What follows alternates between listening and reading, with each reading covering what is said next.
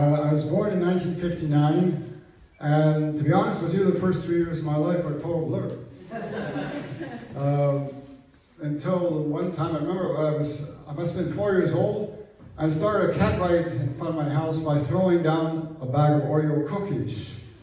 And my mother got very angry, and so she froze my bank account. Yeah, this may sound a little bit weird, but I think the Oreo cookie is the most non-racist cookie ever invented.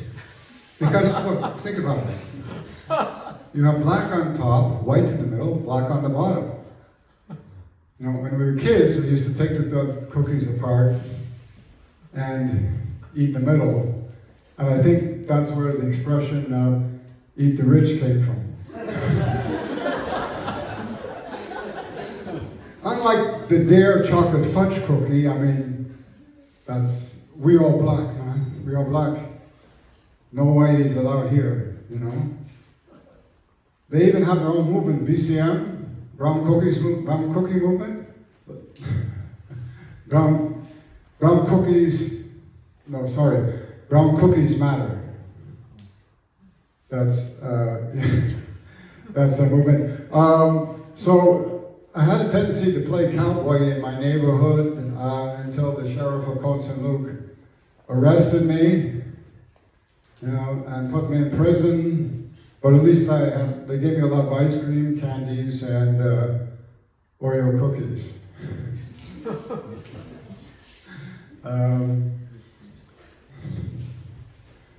Yeah, so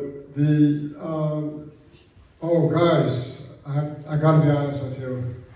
I'm having a bad day. When I woke up this morning, my foam mattress lost its memory. Then I got into an argument with my Alexa over the weather, and I was so tired that my dog had to take me for a walk.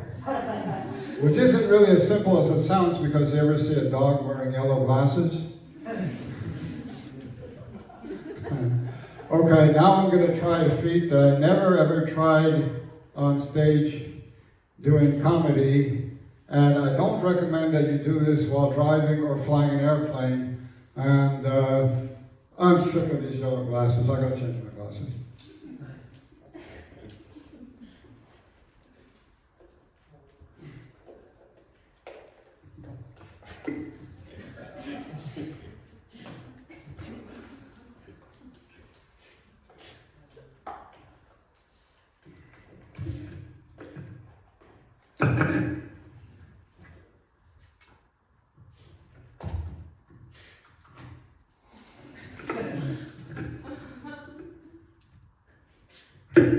Okay, that's better. Thank you.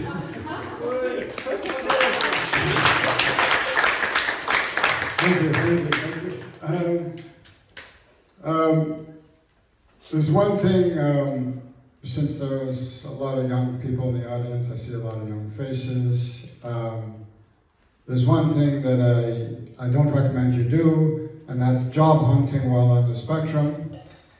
One time I had an interview. While I was in an interview, the interviewer asked me, "Are you on any medications?" I said, "No," but while you were out on your coffee break, I accidentally took one of your birth control pills. I thought it was mint. And asked me, "Well, where do you see yourself in 5 years?" I said, "In prison." "In 10 years, hedge fund manager."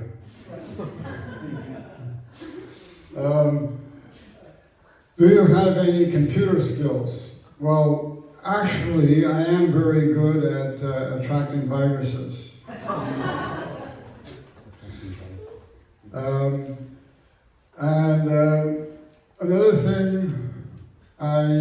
Another thing is, and this probably doesn't apply to you, but I mean, if you find yourself in a bank in a long lineup and you're getting very impatient and angry and frustrated, and because the lady in front of you just let out a tremendous fart.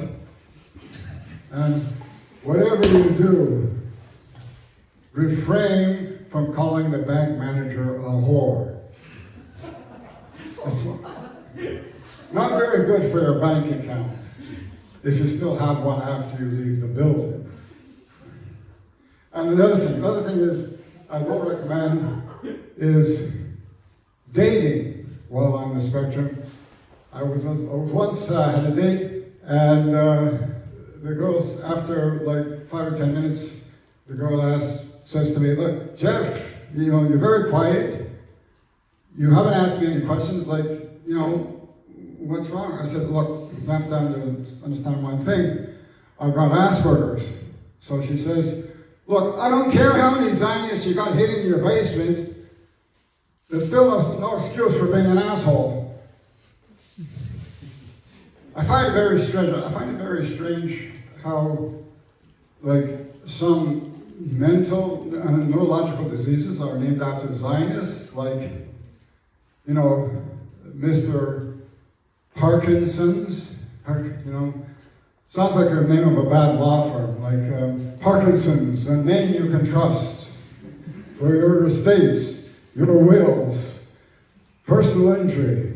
Come to Parkinson's, the name you can trust, or like Alzheimer's. Like everybody knows Alzheimer's. That's not someone you want like to typically meet on the street. Hi, Alzheimer's. You have Alzheimer's? Where are you keeping him?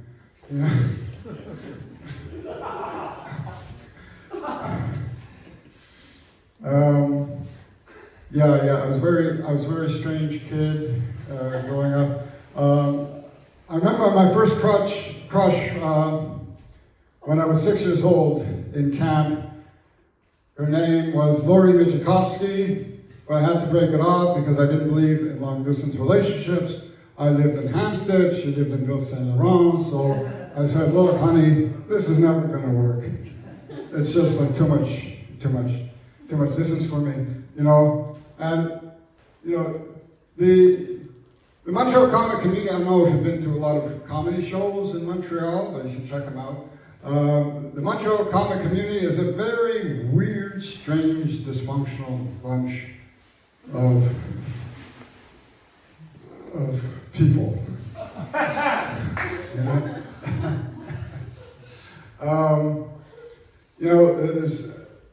There's one guy, and I found out about this on Facebook.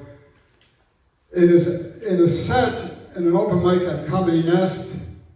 He stripped off all his clothes. Now here's a guy who openly admitted to me in conversation that he was being followed by a psychiatrist. Which is okay. I don't believe in shrink shaming, But I found this out, like I said, oh my God, I'm glad I wasn't there. I'm glad I missed that. I'm glad I wasn't there to see it. I won't say God, because I'll say Buddha, because I'm Buddhist. Anyway, I'll be truthful with you. I've had PTSD 5 times in my life. I didn't want that to be the 6th. You know what I'm saying?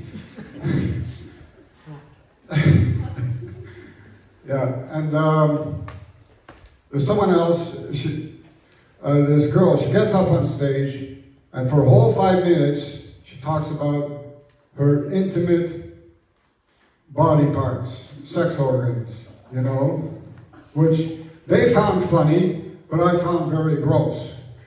Plus the fact I didn't find it very attractive, but that's beside the point, But after the show, I went up to her and I said, "Thank you.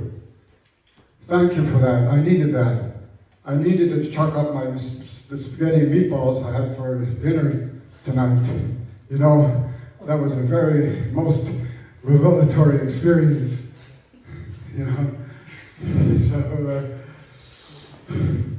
anyways,